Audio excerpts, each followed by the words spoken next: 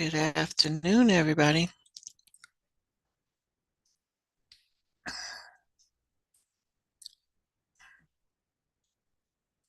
Uh-oh. Whenever I share, my Zoom decides it wants to be in all kind of places.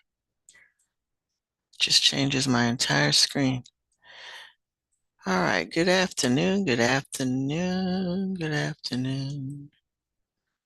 Happy Tuesday. All right, actually, um, we're moving on. Let me to okay, I got you. I'll take care of that. All right, we're moving on to 1.4. And 1.4 is one of four units that are on cycles. So we're going to be looking at nutrient cycling throughout throughout a biome. So we've been talking about aquatic biomes and terrestrial biomes. So as far as Canvas is concerned, and AP class, we're on 1.1. Some of these you might have talked about in biology, or if you took environmental science, you might have talked about cycling of nutrients. So we're just going to go a little deeper. So they're going to include, like I said, we're going to do the water cycle, and most of you have done the water cycle since you were in elementary school, but you did it in the terms of 3 stages, and there's more than 3 stages. So we're going to include all the stages: pass, evaporation, condensation, and evaporation. Did I say that right? Precipitation, evaporation, condensation. So we're going to look at all of these. And they all involve you being familiar with a diagram. Okay, so as we go through each of these, um, study the diagrams. Um, we're going to listen to Mr. Sneeze, and there are additional videos in the AP classroom that you can watch. All right, and I'm just trying to wait for everybody to get in. Almost there.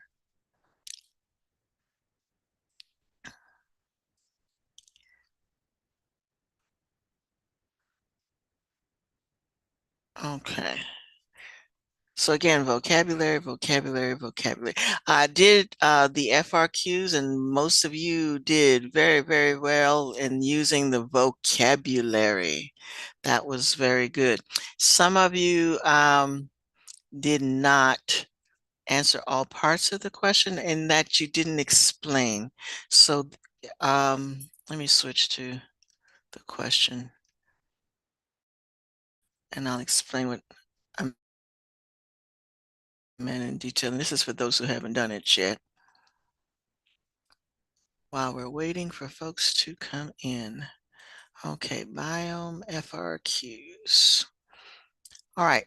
So again, the first one asks you to identify 2 organisms. And some of you asked me, did it have to be any of the organisms in the picture?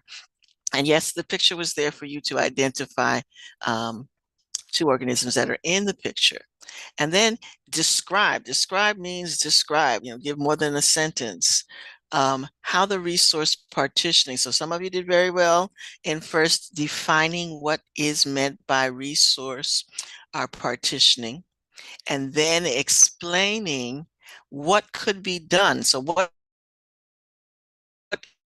each animal could do, being as they're occupying the same space, what one could do that the other won't mind them doing, or how they can exist in the same space, feeding off of the same food source, but not get in each other's way. All right. So you needed to have explained that. When it says describe, you need to describe. It's not a blurb kind of answer. Okay. The second one, the same thing. This one didn't have any pictures, but you were to identify one characteristic of a biome. So any characteristic of a biome, and it could have been biotic or abiotic because biomes have both factors. And then explain how that characteristic, so again, explain means give more than one sentence, how that characteristic um, determines the community of organisms found there. In other words, how do the organisms in that community rely on that characteristic as a unique characteristic of that biome? Okay. And then last one, identify an organism found in an aquatic ecosystem. Most of you did very well at identifying the organism. And then explain how the organism is uniquely adapted. So that means adapted, uniquely adapted means they have some type of structure that is on their body.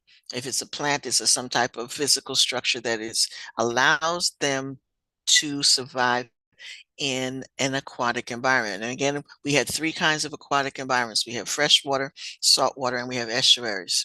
So you had to identify the environment first, and then talk about how well the animal was adapted to that environment. So if you didn't get your full 10 points, because somewhere along the way you weren't specific enough in answering the question. Okay, and I think those of you who didn't get full, I did make it so that you could resubmit if you wanted to correct it. Okay.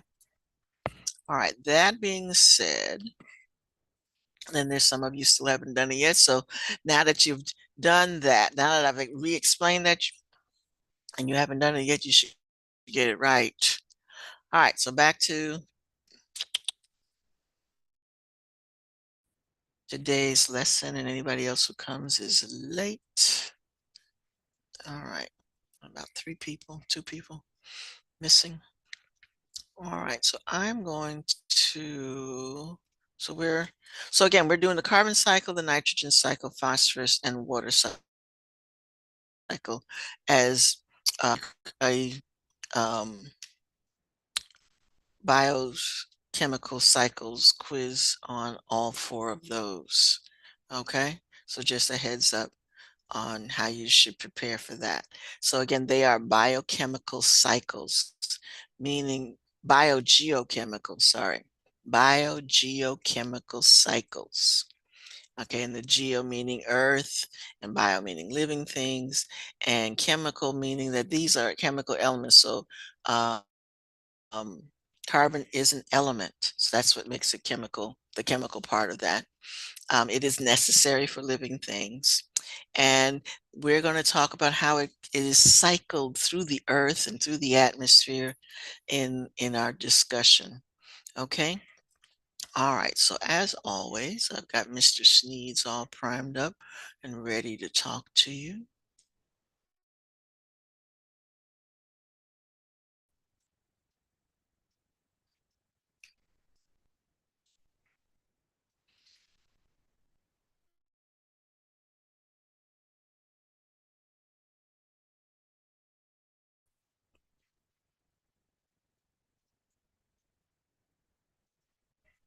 Yes, if we can get past the commercials.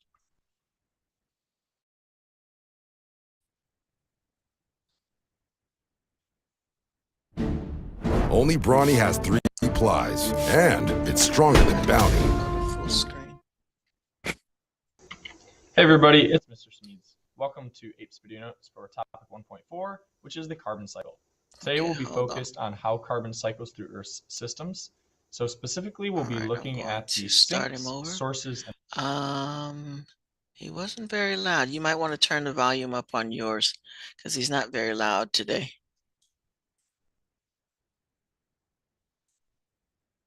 welcome to Ape Spaduno for topic 1.4, which is the carbon cycle. Today we'll be focused on how carbon cycles through Earth. So specific processes that move carbon compounds between those. Our objective for the day is to be able to explain steps and the reservoir interactions in the carbon cycle. So specifically, we'll be looking at.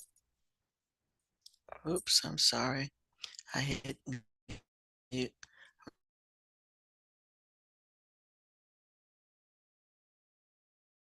I'm trying to get it to be louder. It's not. We'll also talk about how carbon cycles back and forth in a relatively short loop between photosynthesis and respiration in living things. Then finally, we'll talk about how the burial of carbon from biomass and decomposition results in a long-term storage of carbon, whereas the digging up of these fossil fuels and their combustion results in a very short-term release of carbon dioxide in the atmosphere. Our essential science skill that we'll be practicing today is explaining relationships between different characteristics of environmental concepts, and we'll do that primarily in a visual model setting today. So first we'll take a brief overlook at the carbon cycle. So remember that it's the movement of carbon-containing molecules, so primarily carbon dioxide, glucose, methane, which is CH4, between carbon sources and sinks. Really important key detail is that some steps are very quick, such as the combustion of fossil fuels. On the other hand, some steps are very slow, such as the sedimentation of decomposing organic matter and then its burial underground and its compression into fossil fuels. Just 1 second.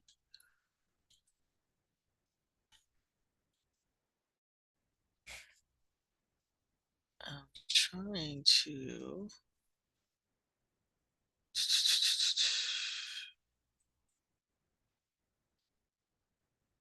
Mm.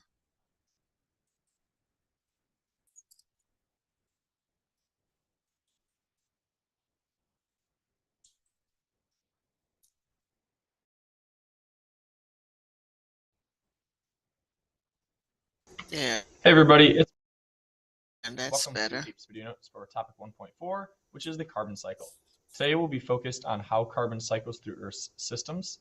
So specifically, we'll be looking at the sinks, sources, and reservoirs of carbon, and the processes that move carbon compounds between those. Our objective for the day is to be able to explain the steps and the reservoir interactions in the carbon cycle. So specifically, we'll be looking at the movement of carbon molecules between sources and sinks. We'll be looking at how some reservoirs are long-term while others are short-term.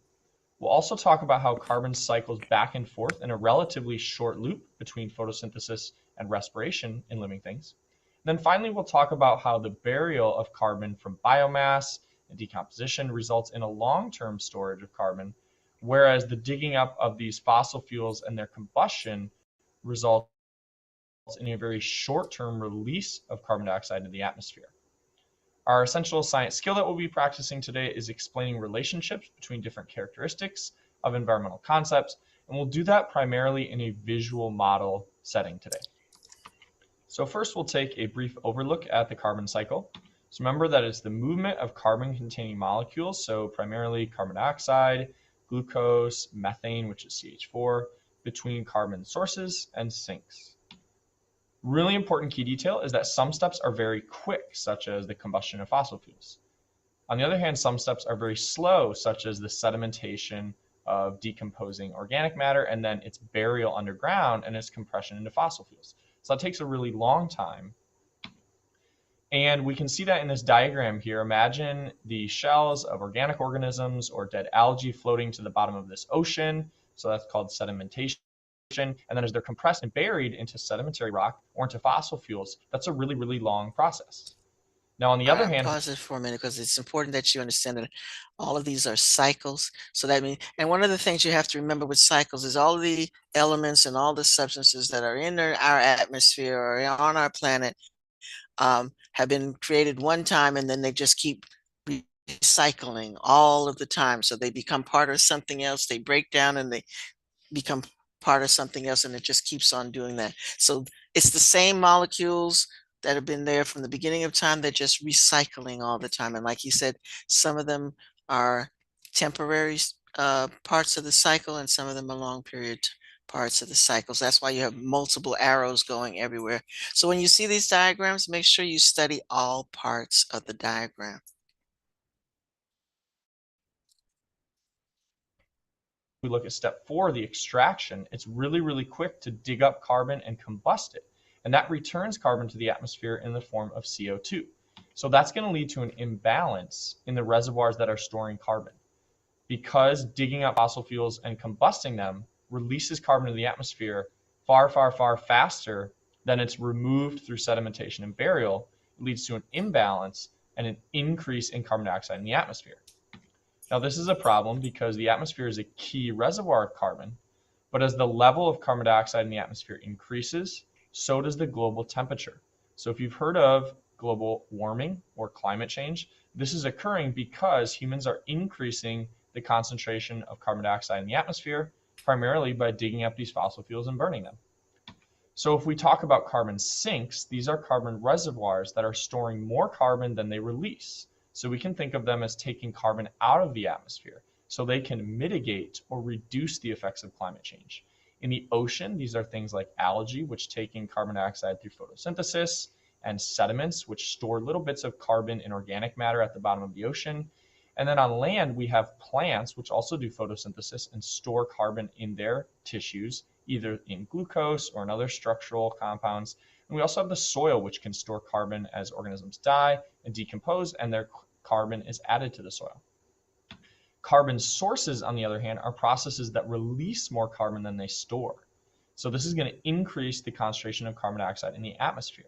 Some of those are fossil fuel combustion, so this is oil, coal, and natural gas. We also have animal agriculture. Animal agriculture releases a lot of methane because the cows primarily, as well as other organisms that are grown for human food, are going to release a lot of methane through both their burps and their farts. And methane is a greenhouse gas, so that's also going to contribute to climate change. And then finally, we have deforestation. So when we cut down trees for logging or just to clear land for agriculture, the carbon dioxide that they stored is released into the atmosphere, and they don't go on storing more carbon dioxide. And so all of those are what we call carbon sources, which adds carbon to the atmosphere. Now we'll talk about Commercial. Communicate in English easily. Use Grammarly and feel confident with effective communication.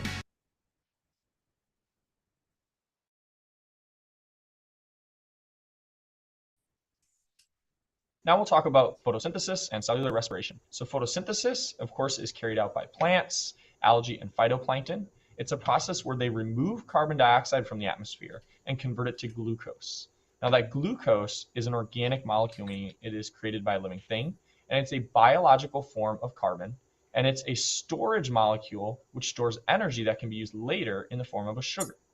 Now this is a CO2 or a carbon sink because it's going to remove carbon from the atmosphere in increasing amounts. So as trees get taller, they're incorporating more and more carbon into their bark, into their roots, into their other structures. So again, you can think of those trees as just continually pulling CO2 out of the atmosphere, a carbon sink. Next, we'll talk about cellular respiration. So this is something that all living things do. One common misconception is that it's only animals. Another misconception is that it's just breathing. Breathing is just the act of pulling in air into your lungs, and that's not the same thing as respiration. Cellular respiration is a process where organisms actually use up oxygen that they breathe into their lungs or take into their body in some other way, and they break down glucose to release energy. Now that energy could fuel their movement, it could fuel their growth, but that's the key of cellular respiration. You're breaking glucose. Okay, that's an important part of your conversation when you're talking about carbon dioxide cycling. One, if you've done biology, you know that these two equations are the reverse of each other. So all you have to do is remember one, and you can remember the other in reverse, except for the solar energy part, but its energy is involved in each one. So the sunlight energy for the photosynthesis takes the water, the carbon dioxide, and it makes it into glucose and releases oxygen into the atmosphere. Then you turn that equation around for respiration. You take the oxygen and the, so just come down, and then the equation goes in reverse. The oxygen and the glucose are burned in respiration, and they release the carbon dioxide and the water when you exhale, and you release energy. So energy is taken in at the first one and it's released in the second. But again, as he pointed out, we always talked about, again, things that you remember when you're in elementary school. Plants make their own food. They make the glucose, which is the food, and then they use it because they need energy too. They're living things. It's just that everything needs to eat. And so the plants make their own food so that they have the energy to do what they need to do. So then they carry out respiration. So they use the food they make to carry out respiration. So that's what he's talking about. They are both connected. Okay, we don't carry out respiration because we can't take the energy from the sun, but That's how we get our energy. Second thing I wanted to, he mentioned about the trees constantly taking in carbon dioxide. That's a thought, a big thought for global warming. And when you think about, we're cutting all these trees down, and if there's nothing to constantly take the carbon dioxide out of the air, it stays there. Okay, and this is creating our nice warm blanket around the planet. And it's getting warmer and warmer because there's more and more carbon dioxide staying in the atmosphere because our trees are burning down.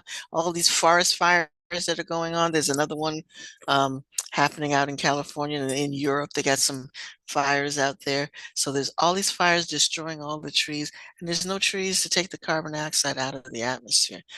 Plus, all the burning is adding carbon dioxide to the atmosphere. So it's just making things worse.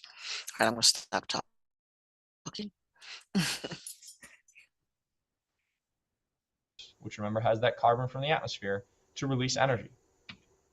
Because this process releases carbon dioxide in the atmosphere, we call it a carbon source. But it's very important to understand that both of these processes happen very quickly, and both of these processes balance each other out. So if you look at the equation, in the top equation we have photosynthesis releasing oxygen and producing glucose. And then if we look down at the bottom for respiration, organisms are going to take in oxygen and glucose. They're going to give off CO2, which plants then take back in to create glucose with. So these processes balance each other out, and we call this no net increase in atmospheric carbon because the carbon that's being produced by animals through respiration is taken up by plants to produce glucose. So think of these as a short-term cycle where the carbon is just kind of looping back and forth between plants and animals. And we're not really increasing the net amount of carbon dioxide in the atmosphere because these processes are relatively balanced. Next, we'll talk about how carbon cycles back and forth between the ocean and the atmosphere. So direct exchange is this action where carbon dioxide actually just moves back and forth directly between the ocean and the atmosphere.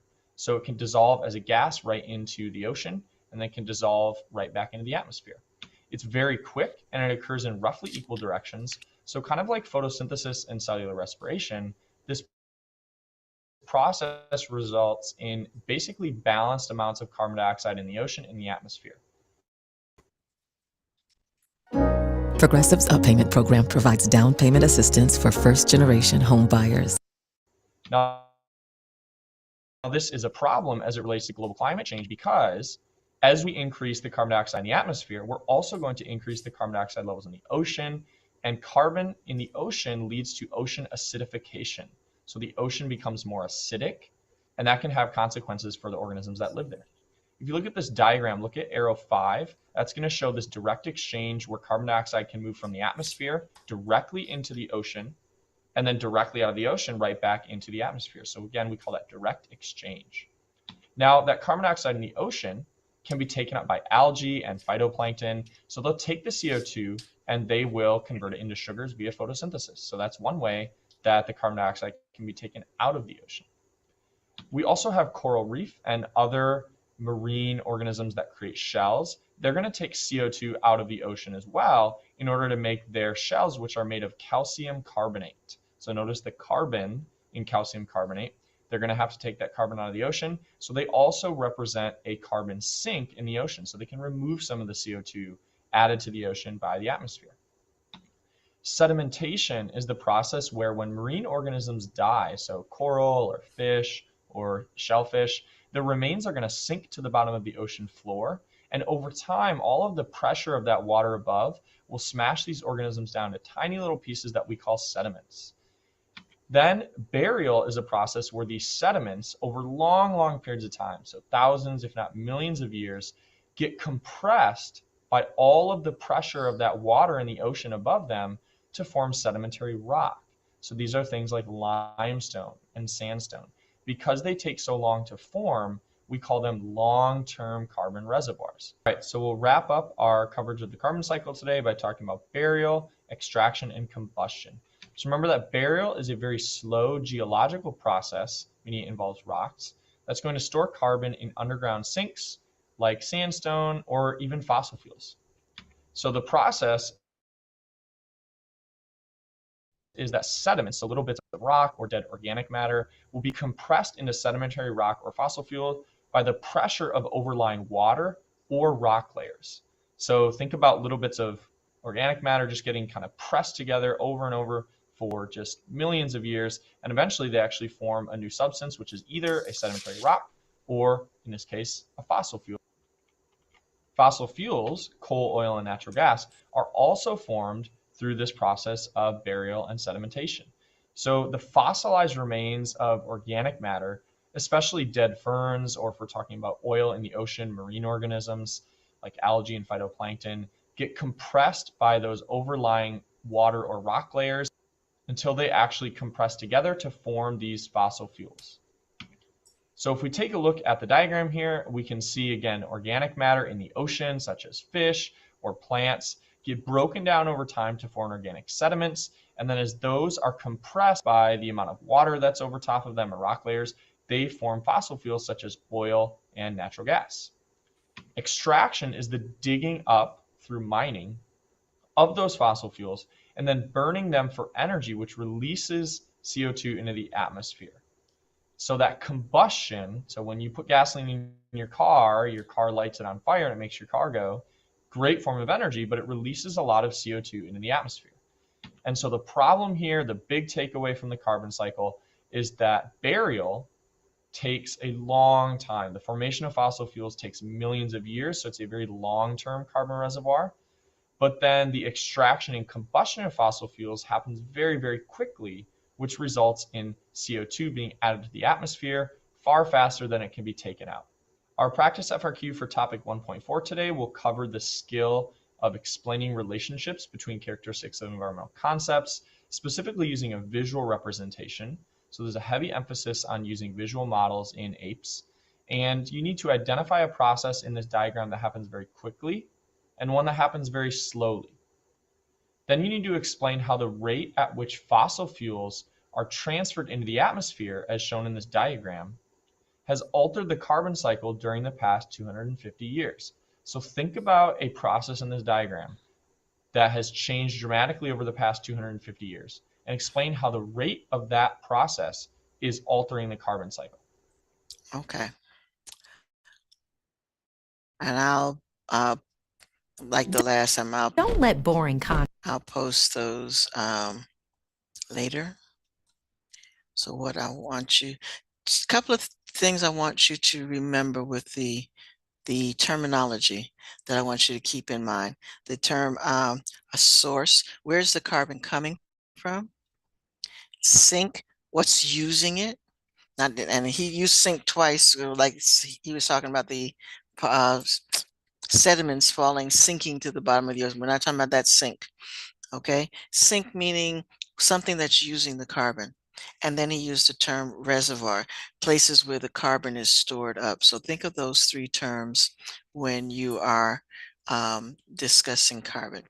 All right, so what I'm going to let you do is to go through and read the Canvas page, and then I'm going to let you do the AP classroom. So go through this. Photosynthesis is a process, and we talked about that in the diagram earlier. And you need to know the chemical equation, and you do need to know the chemical equation. All right, and then respiration is its reverse partner. So know the parts of that.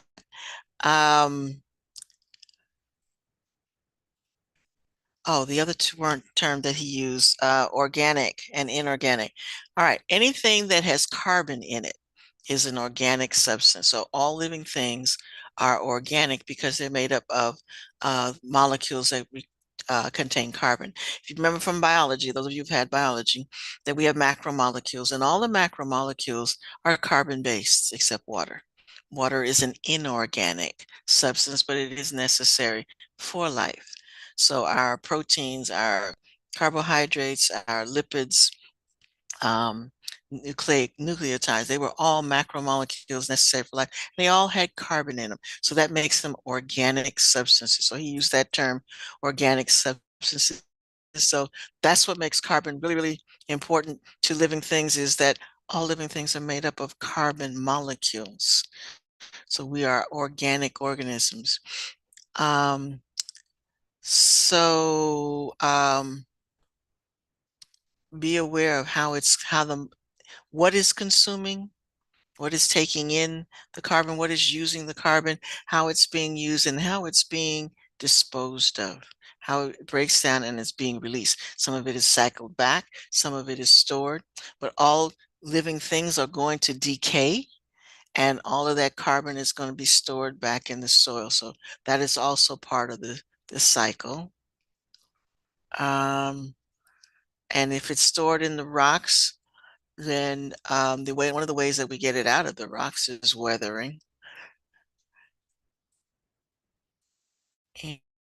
And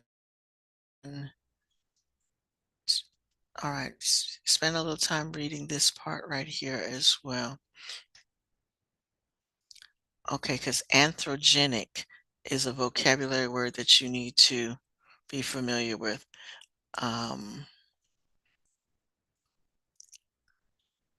All right, let's look at this one real quick, and then I'll let you look at AP Classroom.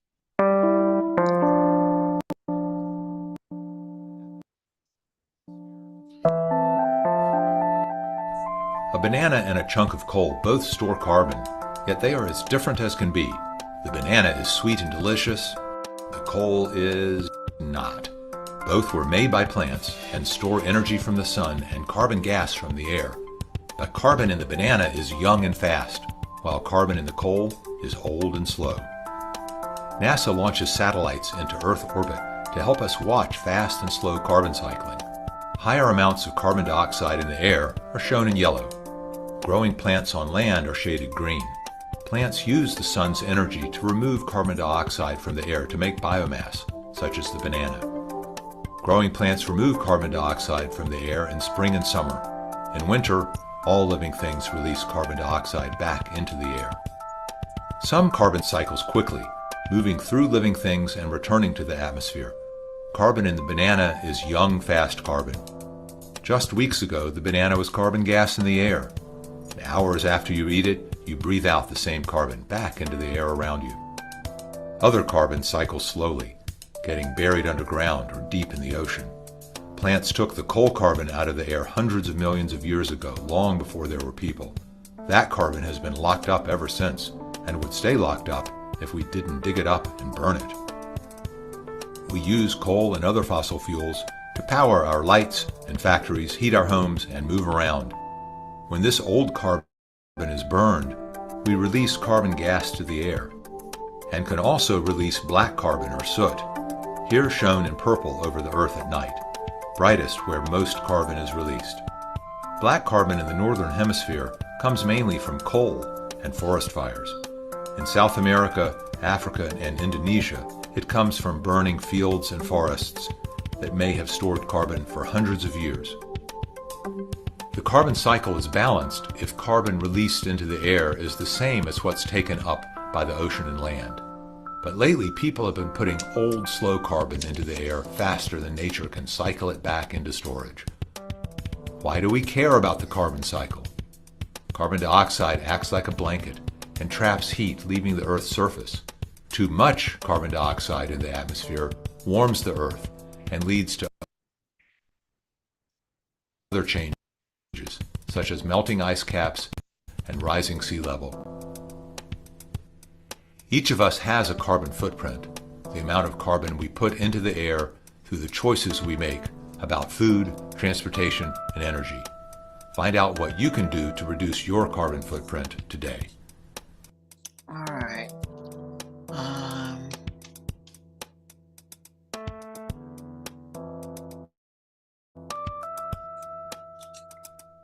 We didn't do our carbon footprint, but we will. That was an activity, I think if you were in my environmental science class, we did the carbon footprint, but we'll do that later. All right, so what I want you to do now is to finish reading this page and then do your, you've been assigned in the AP Classroom to do the questions there. Mine timed out.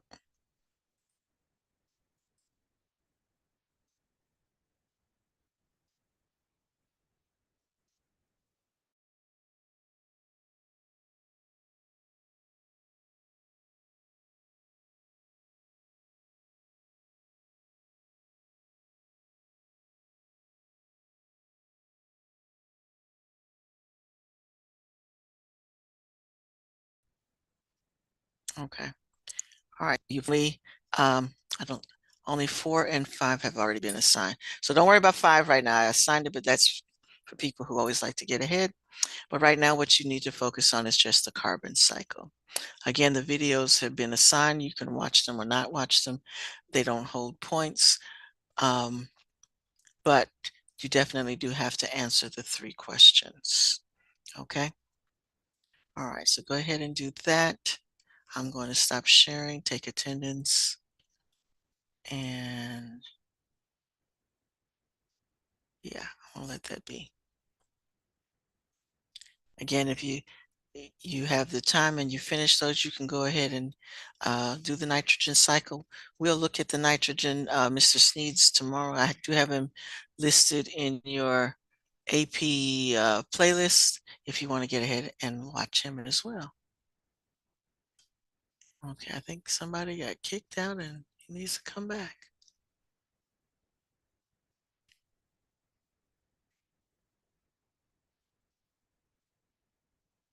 All right, Jesse, if something happened and you're in here twice. The thing is, you're here. All right. All right. So what I was saying I don't know if you heard when you got kicked out. Um, we're doing the 1.4 in the AP classroom. If you finish that and you wish to go ahead to 1.5, that's been assigned as well. And Mr. Sneedson is also available. I think I already have him on the playlist. Yeah. Let me just make sure. Yep, it is. All right. But we'll watch him tomorrow. So let's leave that queued up.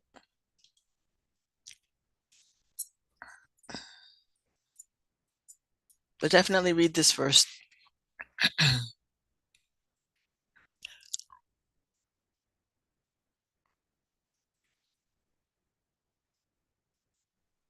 All right, I'm going to go. Some people did some makeup work, so I'm going to check on that. Again, there are a couple of you who haven't done your 2 and 3 assignments as far as the AP classroom is concerned, so please make sure you do that.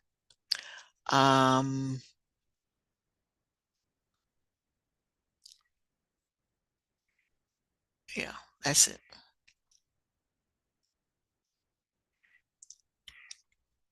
Let me do attendance first. Excuse me.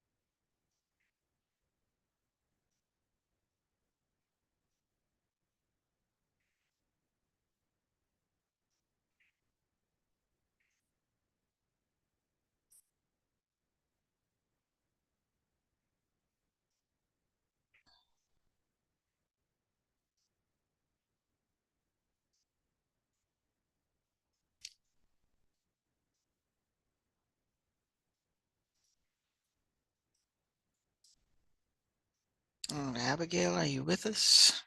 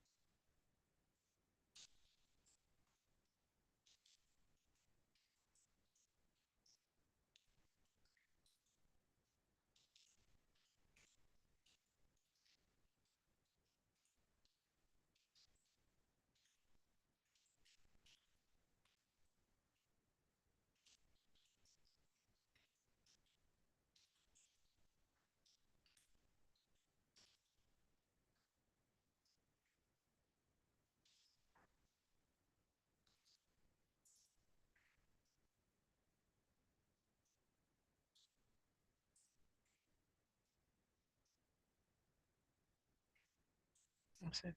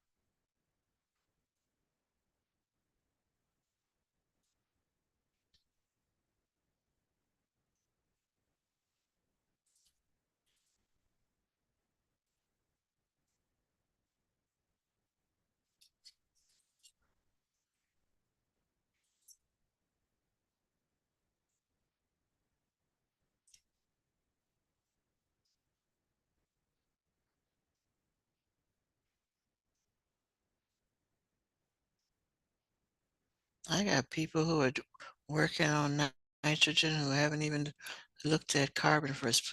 You should be doing carbon first.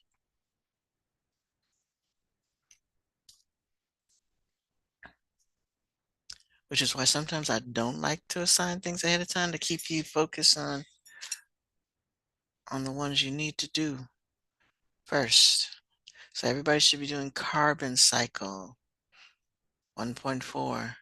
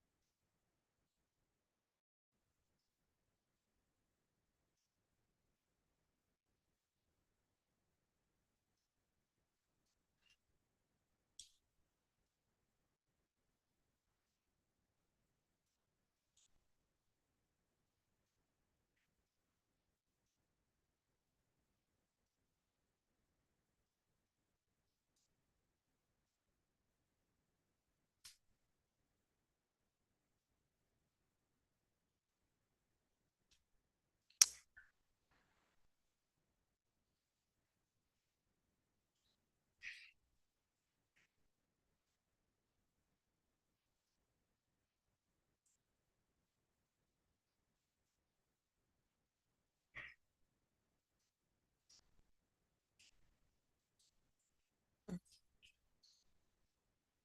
130.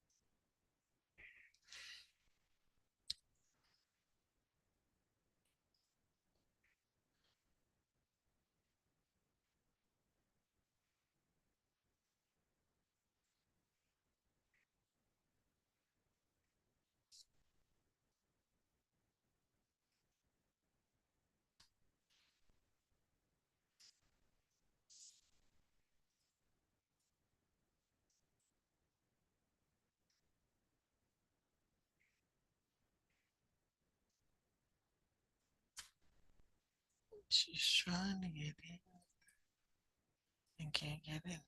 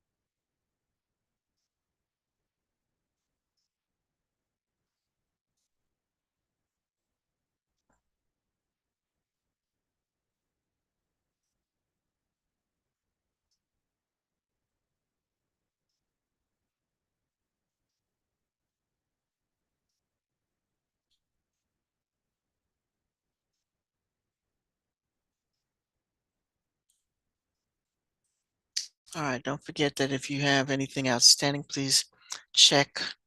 Um, I sent a couple of you a message just now. Please make sure that you are checking on things that are missing. A couple of you need to make a correction on things that you did submit. Progress reports go out next week, so you want to make sure that you make all the corrections that you need to correct before then.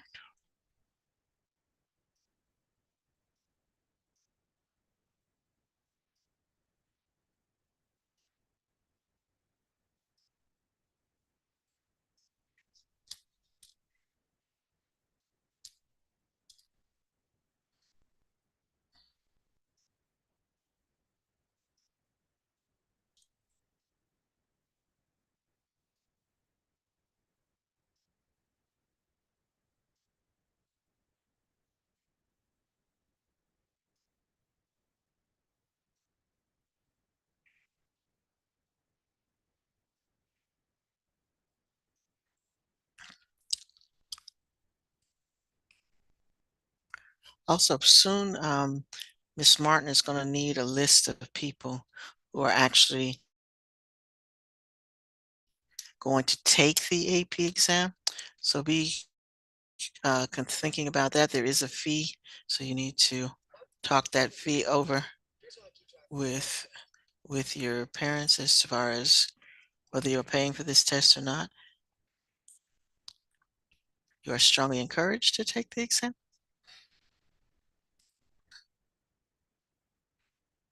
But you don't have to.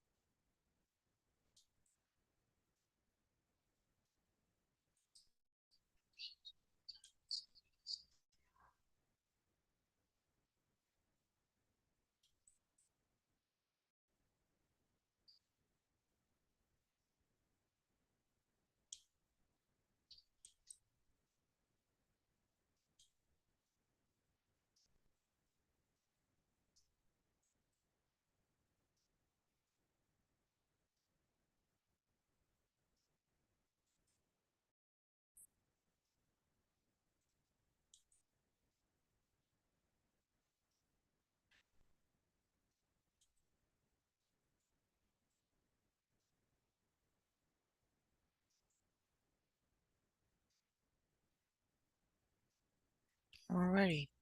Well, if you have no questions for me and you're all caught up, some of you are, you are welcome to log out. Also, I'm staying on because this is the time that I do tutorials. So I'll be here. Tutorials, I'm going to post that on the syllabus as well, that Tuesdays and Fridays between 1:35 and 2:05, I'm available for extra help if you need it. If you need extra time, if you're absent and you need to take a test or to catch up on something, you can use that time to do that. So just let me know ahead of time. Okay. All righty. I see you tomorrow. If you're finished with everything you need to do today, as some of you are, then I'll see you tomorrow.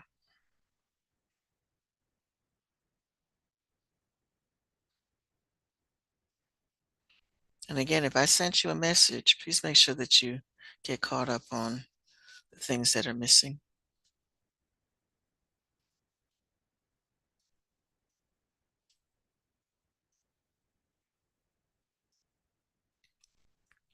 If you ever get a 1 on the AP Classroom, please let me know and I'll reset it for you. You can take it again. I do not accept a 1. I don't record 1s. I make you do them again.